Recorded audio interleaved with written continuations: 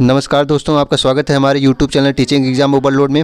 आज हम CTET paper 2 के अंतर्गत एनसीईआरटी हिस्ट्री के क्लास 8 के लास्ट चैप्टर पढ़ेंगे, जिसका नाम है चैप्टर नंबर 10 स्वतंत्रता के बाद। चलिए इसमें देखते हैं प्रथम बिंदु है इसमें कि 30 जनवरी 1948 को कट्टर विचारों वाले नाथूराम गोडसे ने महात्मा गांधी की हत्या कर दी। तो 30 जनवरी 1948 को कट्टर विचारों वाले नाथूराम गोडसे ने महात्मा गांधी की हत्या कर दी। वह गांधी जी के इस विश्वास से मतभेद रखते थे कि हिंदुओं और मुसलमानों को सद्भावना बनाए हुए इकट्ठा रहना चाहिए। वह इस विश्वास से मतभेद रखते थे कि हिंदुओं और मुसलमानों को सद्भावना बनाकर रखनी चाहिए। उसी शाम हक्के बक्के राष्ट्र ने आकाशवाणी पर जवाहरलाल नेहरू का भावुक भाषण सुना। तो जवाहरलाल नेहरू का उसी रात क्या भाषण सुना गया? दोस्तों, साथियों, हमारी ज़िंदगी की रोशनी बुझ गई है और चारों तरफ अंधेरा है। हमारे प्रिय नेता राष्ट्रपिता अब नहीं रहे। चलिए अगला बिंदु देखते हैं। अगला बिंदु है कि दिसंबर 1946 से नवंबर 1949 के बीच तकरीबन 300 भारतीयों ने देश के राजनीतिक भविष्य के बारे में लंबा विचार विमर्श किया। यद्यपि इस संविधान सभा की बैठकें नई दिल्ली में आयोजित की गई, परंतु इसके सदस्य पूरे देश में फैले हुए थे और ये बहुत सारी राजनीतिक पार्टियों के प्रतिनिधि थे। इन्हीं चर्चाओं के फलस्वरूप भारत का संविधान लिखा गया, जिसे 26 जनवरी 1950 को लागू किया गया। तो भारत का संविधान कब लागू किया गया? 26 जनवरी 1950 को। अगला प्रश्न है कि हमारे संविधान की एक खासियत यह थी कि उसमें सार्वभौमिक वयस्क मताधिकार का प्रावधान था। तो हमारे संविधान की खास बात क्या है? इसमें सार्वभौमिक वयस्क मताधिकार का प्रावधान है। इसका मतलब यह था कि 21 साल से ज़्यादा उम्र के सभी भारतीयों को प्रांतीय और राष्ट्रीय चुनाव में वोट देने का अधिकार था। यह एक क्रांतिकारी कदम था। चलिए अगला बिंदु देखते हैं। अगला बिंदु है कि संविधान सभा में भाषा के सवाल पर बड़ी तीखी बहस हुई। संविधान सभा में जो भाषा नामक तथ्य था, उस पर बड़ी तीखी बहस हुई थी।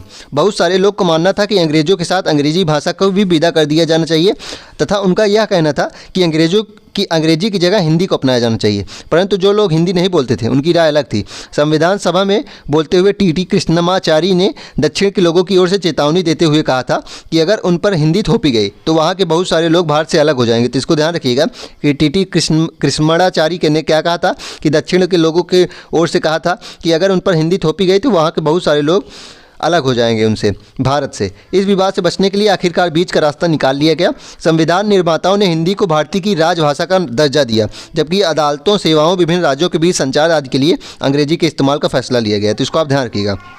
अगला बिंदु इसी में है कि संविधान की रचना में बहुत सारे भारतीयों ने योगदान दिया था। इनमें सबसे महत्वपूर्ण योगदान संभवतः डॉक्टर भीमराव अंबेडकर का था, जो संविधान सभा की प्रारूप समिति के अध्यक्ष थे। तो संविधान सभा में प्रारूप समिति के अध्यक्ष कौन थे? वह डॉक्टर BR अम्बेडकर थे। इसको ध्यान रखिएगा। चलिए अगला बिंदु देखते हैं।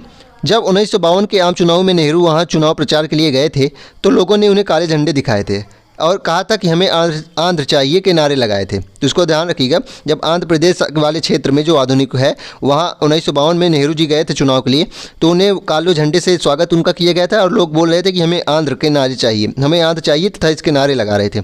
उसी साल अक्टूबर में वयोवृद्ध गांधीवादी नेता पोट्टी श्रीरामुलु तेलुगु भाषियों के हितों की रक्षा के लिए आंध्र राज्य के गठन की मांग करते हुए भूख हड़ताल पर बैठ गए थे।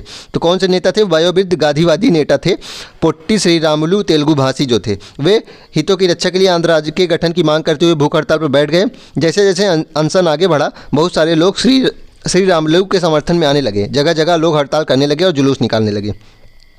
58 दिन के अनशन के बाद 15 दिसंबर 1952 को पोट्टी श्रीरामुलु का देहांत हो गया। तो 58 दिन के अनशन के बाद 15 दिसंबर 1952 को पोट्टी श्रीरामुलु का देहांत हो गया। जैसा कि एक अखबार ने लिखा था कि श्रीरामुलु के देहांत की खबर ने पूरे आंध्र को अस्त व्यस्त कर डाला। तो उस समय के पूरे आंध्र क्षेत्र को इस खबर ने अस्त व्यस्त कर डाला।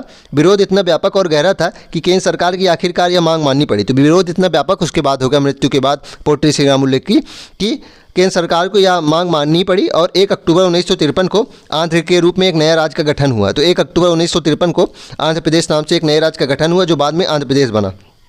अगला बिंदु इसमें है कि आंध्र की स्थापना के बाद अन्य भाषाई समुदाय भी अपने अपने अलग राज्यों की मांग करने लगे। फलस्वरूप एक राज्य पुनर्गठन आयोग का गठन किया गया। तो जब विभिन्न भाषाई समुदाय लोग अपने अपने राज्य की मांग करने लगे तो एक राज्य पुनर्गठन आयोग का गठन किया गया, जिसने 1956 में अपनी रिपोर्ट सरकार को सौंपी थी। आयोग ने यह सुझाव दिया था कि असमिया, बंगला, उड़िया, तमिल, मलयालम, कन्नड़ और तेलुगु भाषियों के लिए अलग अलग प्रांतों का गठन करने से उद्देश्य से जिलों और प्रांतों की सीमा को पुनः तय किया जाए। उत्तर भारत के विशाल हिंदी भाषी क्षेत्र को बांटकर कई राज्य बना दिया गया। कुछ समय बाद 1960 में बम्बई प्रांत को मराठी और गुजराती भाषी को दो अलग राज्य में बांट दिया गया, जिसे महाराष्ट्र और गुजरात नाम से जाना गया। 1966 में पंजाब का विभाजन हुआ और हरियाणा को अलग राज्य के रूप में मान्यता दी गई। पंजाब में पंजाबी भाषी लोग रहते थे और हरियाणा में हरियाणवी या हिंदी बोलने वाले की बहुतायत थी। इसको ध्यान रखिएगा। अगला बिंदु देखते हैं इसमें।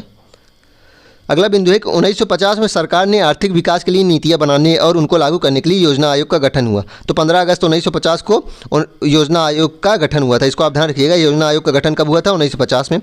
अगला बिंदु इसमें है कि 1956 में दूसरी पंचवर्षीय योजना तैयार की गई। तो पहली पंचवर्षीय योजना कब थी? 1951 से 1956 तक। दूसरी कब से हुई? 1956 से 1961। तो 1956 में दूसरी पंचवर्षीय योजना तैयार की गई। इस योजना में इस्पात जैसे भारी उद्योगों और विशाल बांध परियोजना आदि पर सबसे ज़्यादा जोर दिया गया। तो इसमें भारी उद्योगों और कृषि दोनों पर जोर दिया गया था। इसको ध्यान रखिएगा। अगला प्रश्न है कि भिलाई स्थित इस्पात कारखाने की स्थापना 1959 में तत्कालीन सोवियत संघ की सहायता से की गई थी। तो भिलाई स्थित जो कारखाना है इस्पात का, उसकी स्थापना 1959 में सोवियत संघ की सहायता से की गई, जो वर्तमान रूस का क्षेत्र पड़ता है। छत्तीसगढ़ के पिछड़े ग्रामीण इलाकों में स्थित यह कारखाना आधुनिक भारत के विकास का एक महत्वपूर्ण प्रतीक बन गया था। इसको आप ध्यान रखिएगा। अगला बिंदु चलिए देखते हैं। अगला बिंदु है कि महात्मा गांधी की अनुयायी मीरा बहन ने 1949 में लिखा था कि विज्ञान और मशीनरी के द्वारा उसे कुछ समय तक भारी फायदा हो सकता है, लेकिन आखिरकार तबाही मिलेगी। महात्मा गांधी की अनुयायी मीरा बहन ने लिखा था कि विज्ञान और मशीनरी के द्वारा मानवता को कुछ समय के लिए फ़ायदा हो सकता है, लेकिन अंत में क्या होगा? तबाही मिलेगी। हमें कुदरत के संतुलन का अध्ययन करने और उससे नियम के हिसाब से अपनी ज़िंदगी चलानी चाहिए, तभी हम स्वस्थ और नैतिक रूप से सभ्य प्रजाति के रूप में जीवित रह पाएंगे। तो यह कथन किसका था? मीरा बहन का था। अगला बिंदु है कि बम्बई स्थित धारावी दुनिया की सबसे बड़ी झुग्गी बस्तियों में से एक है। तो इसको ध्यान रखिएगा। बम्बई स्थित धारावी दुनिया की सबसे बड़ी झुग्गी बस्तियों में से एक है। अगला बिंदु इसमें है कि 1956 में जिस समय भारत में भाषा के आधार पर राज्यों का पुनर्गठन किया जा रहा था, उसी समय श्रीलंका, जिसका तत्कालीन नाम क्या था? सीलोन था, कि संसद ने एक कानून पारित करके सिंगला भाषा की देश की राजभाषा को दर्जा दे दिया। इस कानून के जरिए सिंगला भाषा के सभी सरकारी स्कूल, कॉलेजों, सरकारी परीक्षाओं और अदालतों की भाषा बना दिए गए। तो इसमें क्या हुआ था? सिंगला भाषा जो थी उसमें सभी सरकारी कॉलेजों, स्कूलों, सरकारी परीक्षाओं और अदालतों की औपचारिक आधिकारिक भाषा बना दिया गया। श्रीलंका के उत्तर में रहने वाले तमिल भाषी अल्पसंख्यकों ने इस कानून का विरोध किया था। तो जो श्रीलंका के उत्तर में रहने वाले तमिल भाषी लोग थे, उन्होंने इस कानून का विरोध किया था। चलिए, इस चैप्टर में इतना ही। आज आपका पूरा एनसीईआरटी जो था, हिस्ट्री और ज्योग्राफी कवर हो चुकी है। अब आप इसका रिवीजन करिए और अब इसके क्या होंगे? अब इसके प्रैक्टिस सेट लगवाए जाएंगे। तो हमारे चैनल से जुड़े रहिए। तब तक के लिए धन्यवाद।